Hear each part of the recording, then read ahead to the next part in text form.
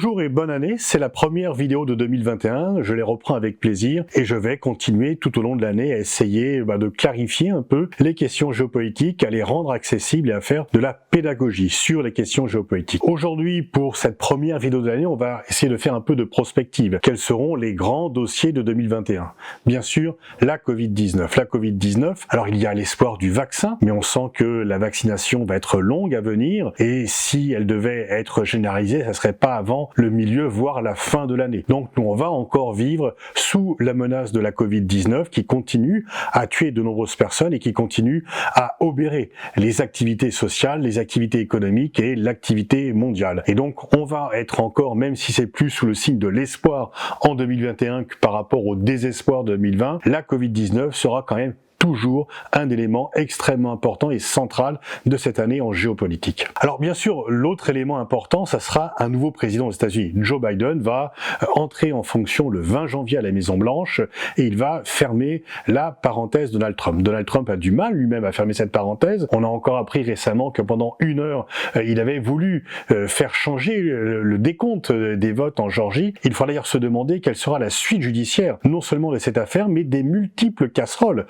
que Donald Trump a accroché à ses basques et qui ont été mis entre parenthèses durant sa présidence. Joe Biden, c'est bien sûr la fin des attaques contre le système multilatéral, la fin des tensions très vives avec ses alliés. C'est une nouvelle politique américaine, une nouvelle diplomatie, mais néanmoins, ça ne sera pas une diplomatie totalement différente. C'est-à-dire que l'unilatéralisme américain va demeurer. Il est très douteux que l'application extraterritoriale de la législation américaine s'arrête. Obama l'avait appliqué et la France l'a appris à ses dépens. Donc il y aura du mieux, mais ça ne sera pas des relations tout à fait idéales entre les Européens et les États-Unis, parce que les États-Unis vont vouloir défendre leurs intérêts économiques et ils vont vouloir le défendre, y compris contre les Européens. Bien sûr, ce qui ne changera pas, là, c'est la tension, la rivalité entre les États-Unis et la Chine.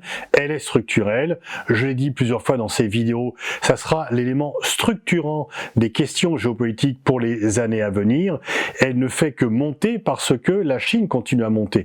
Et ces tensions sont bien sûr dues en partie à la différence de système politique, mais il ne faut pas se leurrer. Ce n'est pas uniquement parce que la Chine ne respecte pas le sort des Ouïghours ou réprime à Hong Kong que les États-Unis s'opposent à la Chine. Il y a d'autres pays qui ont également des politiques extrêmement répressives. Et là, par exemple, je pense à l'Inde. Et ce qui se passe en Inde est extrêmement inquiétant par rapport au Cachemire, par rapport au sort de la minorité musulmane, même si cela suscite moins de contestations dans les forums et de mobilisation anti-indienne qu'il y a de mobilisation anti-chinoise.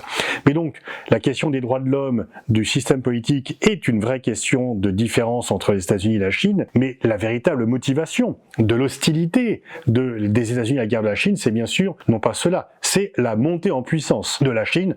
Rappelons simplement que Chinois et Américains avaient des relations très paisibles, voire même de quasi-alliés, du temps de Mao Tse-tung, où la répression en Chine était bien plus forte qu'elle ne l'est maintenant. Donc il ne faut pas se leurrer sur les motivations réelles de la rivalité entre la Chine et les États-Unis. Les questions du système politique est moins importante en fait que la question de la suprématie mondiale que vont se disputer ces deux géants. Et bien sûr, il y a la place de l'Europe. Que doit faire l'Europe? L'Union européenne vient de signer un accord commercial avec la Chine parce que ça permet à l'Europe de rééquilibrer un peu ses relations commerciales avec la Chine. Alors cela est vu comme une mauvaise manière faite à Biden par certains, mais il n'est pas anormal que l'Europe défende ses intérêts et ses intérêts commerciaux seront mieux défendus avec la signature de cet accord. Il faut voir que les États-Unis ne se comportent pas toujours de manière tout à fait amicale sur le plan économique avec les Européens. Et il faudra voir surtout si l'année 2021 est la confirmation de la montée en puissance de l'Europe. Il y a eu un plan de relance qui va rentrer en œuvre cette année, extrêmement ambitieux et qui marque une nouvelle étape pour l'Europe. Il y a l'affirmation dite géopolitique de la Commission européenne. Il faudra voir si, après les espoirs qui sont nés en 2020, l'année 2021 sera la confirmation de la montée en puissance puissances de l'Europe. En Amérique latine, la crise économique et la crise sanitaire se rejoignent. La poussée à droite est un petit peu compensée par une poussée à gauche. On va voir comment les choses vont continuer en 2021. Et Bolsonaro, bien sûr, est un peu plus isolé, maintenant qu'il n'y a plus son grand ami Trump au pouvoir. L'Asie continue à la fois à performer économiquement et également à montrer des signes de vitalité démocratique dans de nombreux pays, qu'il s'agisse de l'Indonésie, de la Corée du Sud, de Taïwan et d'autres encore.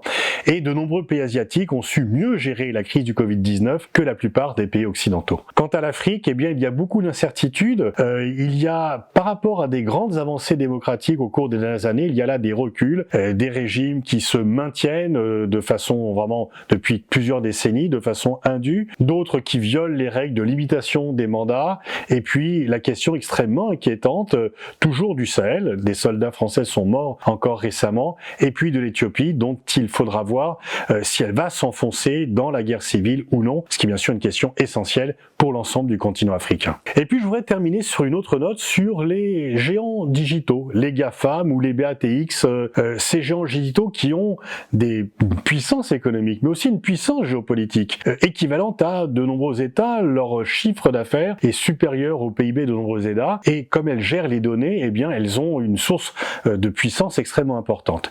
Et depuis quelque temps, on voyait qu'elles déployaient leur pouvoir. Alors 2020 a été le développement de l'ensemble de ces géants du digitaux, l'accroissement des fortunes du patron d'Amazon, de Tesla, etc. Mais peut-être qu'il y aura un coup d'arrêt donné en 2021. Il y a des enquêtes qui sont faites sur les GAFAM aux États-Unis. Le Congrès pourrait s'activer et la justice américaine, de peur de l'établissement de monopoles qui viennent ruiner les règles de la libre concurrence. L'Union européenne se rebiffe également. Pendant très longtemps, elle a été inactive, mais là, la nouvelle commission semble vouloir être très active pour limiter la puissance des GAFAM et leur sauf-conduit, aussi bien fiscal que de possession des données. Et en Chine, c'est fait à la chinoise, bien sûr, mais il y a aussi une remise en pas, notamment, on voit Jack Ma a été un peu mis à l'amende et il y a donc le pouvoir chinois craint aussi une trop grande importance de ces géants digitaux. Donc il faudra voir si les États renforcent leur pouvoir et si le duel entre les États et les géants digitaux vient se dérouler de façon un peu plus équilibrée qu'il ne s'est fait depuis quelque temps. Donc une fois encore, bonne année 2021 à tous et eh bien je serai fidèle au rendez-vous et j'essaierai au mieux de continuer à décrypter pour vous l'actualité géopolitique.